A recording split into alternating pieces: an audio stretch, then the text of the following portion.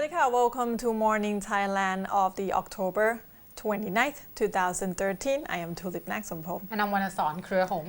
Now, of course, Kun Tulip, we're still talking about the late Supreme Patriarch that has passed away recently. However, obviously, we need a new or at least an acting Supreme Patriarch, and there has already been a talk about this particular post. And yesterday there has been an announcement from the National Office of Buddhism, or the NOB, saying that they already selected the person or the monks, the revered Candidates monk. or the final? Well, this one is for acting because they will have to have a meeting tomorrow still in Nakhon Pathom to decide exactly who will be. But according to seniorities, you know that it's almost like a pope selection, right? It's very similar.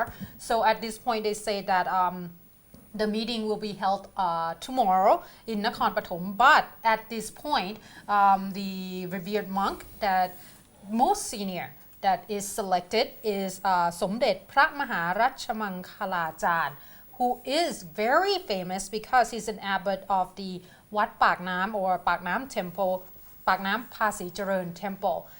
Now, according to the report, they say that Kun Nopparat Benja Wattananan, who is the director of the National Office of Buddhism, has came out yesterday and said that the NOB has already submitted the name of Somdet Phra Maharachamankhalajár for the selection of as a chairman to the chairman of the panel, and in order to send it to the Prime Minister Yingluck Shinawatra for acknowledgement before his appointment is published in the Royal Gazette. However, at this point, they say that they call this acting Supreme Patriarch. So the position is not final yet. However, it's probably likely would be him. And they say that as for Somdet Phra Maharachamankhalajár, he is currently the most senior and having received his title in 1995. And they say that he is most senior at this point. The selection process for the new Supreme Patriarch, like I have mentioned, will commence after the royal funeral rites for His Holiness conclude on January the 31st. So it will not be finalized until the end of not the end of next year, the end of January of next year at least, because that would be the last day of the funeral rite. So they would like to make sure that all the rite would be concluded before a new Supreme Patriarch would be named. Okay.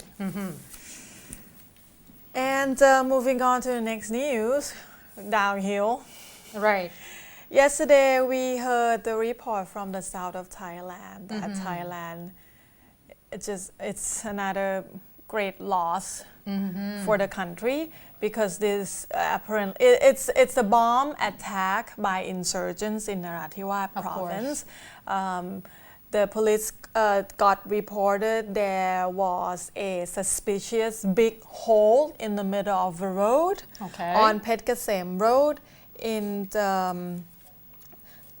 the Narathiwat Bajau district. So the Special Task Force Unit 32 went to the scene to inspect that suspicious area. This particular team, led by Police Sub-Lieutenant San Warongkhapaisit. Now, if you're a fan of Thai EOD, this guy is very famous.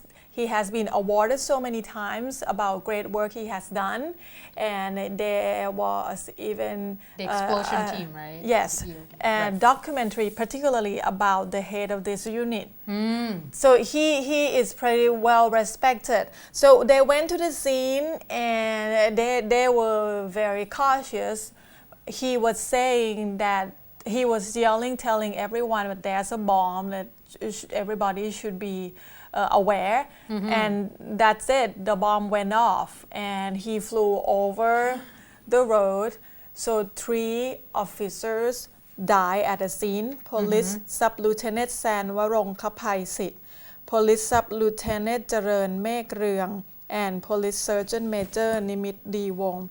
The second officer that also passed away at scene, Police Sub-Lieutenant Charan Mek Reung, he was attacked in 2011 also in Tak Bai, Narathiwat by a bomb attack, and he survived that as well.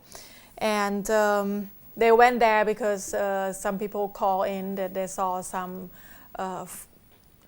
burned motorcycle tires on the road, and that's a great loss. Yes. And along with this incident, one military official injured, but these three well-respected officers passed away. Right. And I think a lot of people were talking about this particular case because, Yes. like you said, if we listen or follow the news closely about the bomb explosion, Kun San, his name has always come up. He was a Narathiwat local. He grew up in the area. He was working always in the south. There was only one particular point of time that he got transferred to Ayutthaya, but then he asked to be transferred back to Narathiwat to work in his hometown.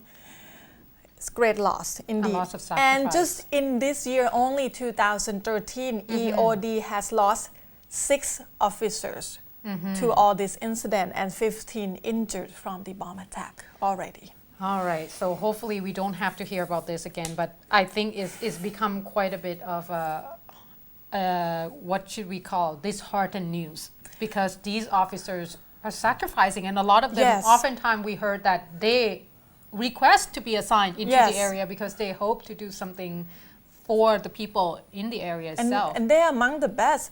So after that incident, there was another incident that this unit have to go investigate the scene also. So they got another person, the deputy of the unit actually work in place. Police Sub-Lieutenant Polawat Thepsorn has go inspected another scene in place of the Police Sub-Lieutenant San. So they were very much more cautious than usual. So the good thing is they're able to disassemble or ignite the bomb before Right. it went and have it went off from far away with the high pressure water pipe. So just a little bit injured, no one get killed, which All is right. a good thing. Okay, move on to another news. Now, early morning, just during our morning show at about 6:30, if you're in the Ratchaprasong area, especially opposite of the Central World Shopping Mall, which is the National Police, the police hospital, the location of police hospital, you will see that there are a lot of fire trucks at the scene due to the fact that the 9th floor of the police hospital was caught on fire. Oh. Yeah, it took 15 fire trucks to actually be able to calm down this. As you can see there, they say that at first That's scary. the police were informed because one of the nurses that was supposed to be in the hospital at the time just drove into the hospital and said that she have seen the smoke came out of the 9th floor or the top floor of the hospital from afar. So once she informed the police in the area, everyone were a little bit more alert. Apparently no one actually smelled anything at the time. So they went upstairs and informed the firefighters to come in. The fire department went in and it took them 50 minutes with 15 fire trucks before they were able to calm down the fire itself. Luckily, no one was injured at the time, but there's a lot of patients that have to be evacuated because of the smoke in the area. Now, the police also reported that inside the room itself on the 9th floor, the water that's supposed to work, obviously you're supposed to have a sprinkler in the room. Once this type of situation happened, it should work. It should did work not work automatically. Oh. It did not work. Oh. Which is, we're not sure what's going on, and this is probably going to be one of the issue that Police General Adun Sang Singkeo would have to look into, because the police chief has always said, especially recently, that there needs to be more measures in terms of safety as well as sanitation for all the police, either police station or in this case police hospital itself. So at this point, they say that the damage is quite severe, but is still a lot less than they expected because luckily no one was injured. Excuse me.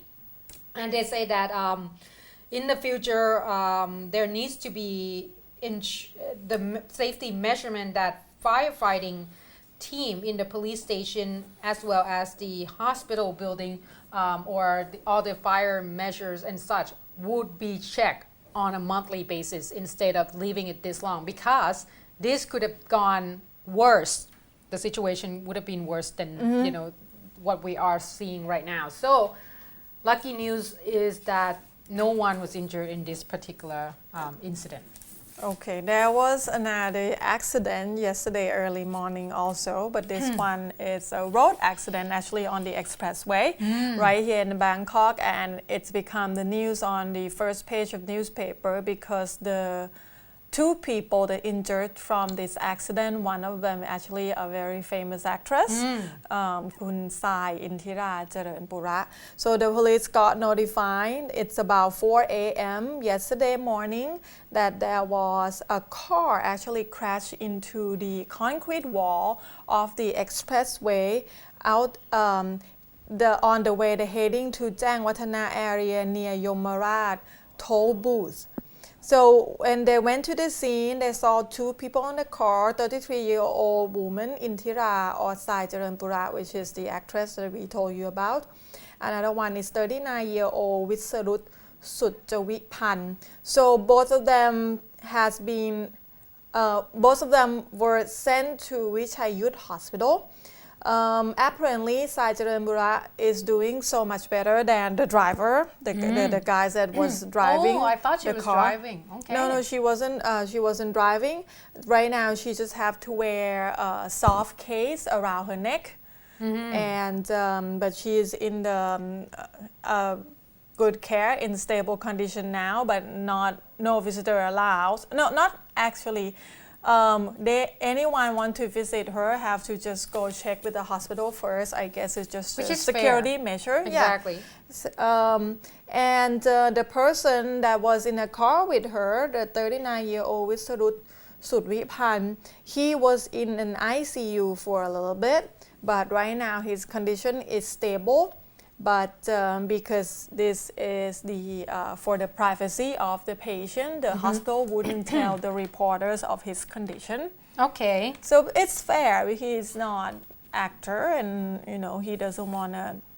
Yeah, if he doesn't want to disclose his information, then that's his choice. Both of them still at Vichayut Hospital. It sounds safe and fine. And if you follow Facebook of Intira Charanpura, she actually asked one of her friends to post status to tell everybody that she is fine and they don't have to be worried. Because at first, you said it yourself, in a lot of first news of the newspaper, the headline, it sounds very bad. Sound like she passed away or something. Yeah, I thought she got severely injured. And she's safe and sound. Okay. And just wear a soft case around her neck. But I guess it could have gone worse. That's one of the things you got to be very 4 careful. 4 a.m. in the morning.